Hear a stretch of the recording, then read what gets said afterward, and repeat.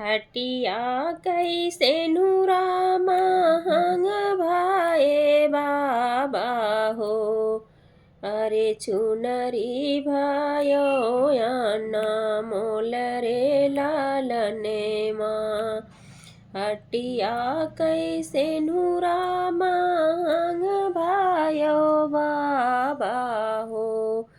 अरे चुनरी भयो आना मोल रे लालनवा।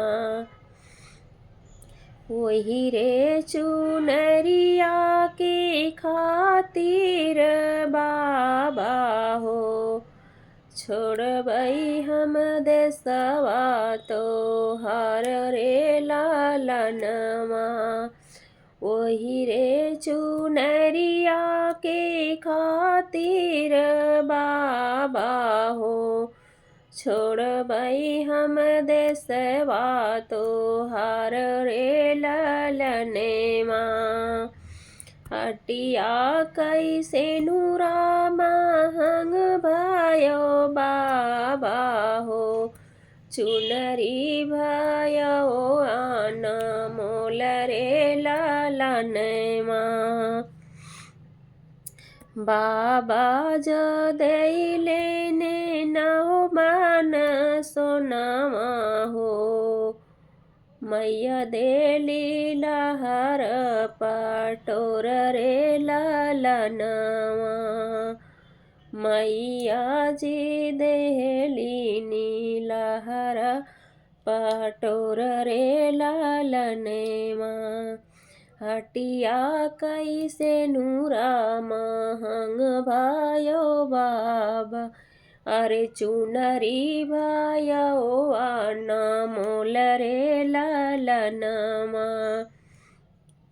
भैया जो देह लेने हाथी ने घोड़े वायर भाभी जी आपन सुहाग रे लालनवा। अरे भाभी ने आपन सुहाग रे लालनवा।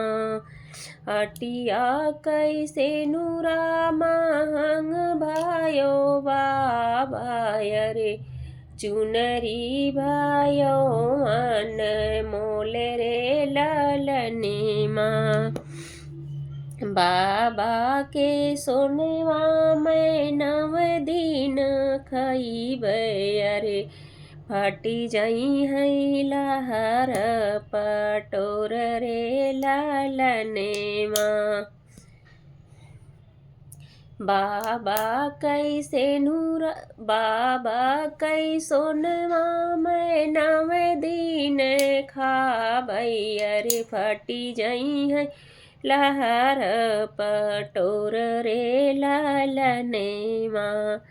भैया कई घोड़वा मैं नगर में घूमबै। अरे भाभी कैया मर सुहाग रे लालने माँ। भैया के घोड़वा से नगर में घूमबै। अरे भाभी कैया मर सुहाग रे लालने माँ। हटिया के से नूरा महंग भयो बाबा हो। अरे चुनरी भयो आना मोल रे लालने माँ। अरे चुनरी भयो आना मोल रे लालने माँ। धन्यवाद। दिवागी जैसा भी लगा होगा कमेंट बॉक्स में ज़रूर बताना।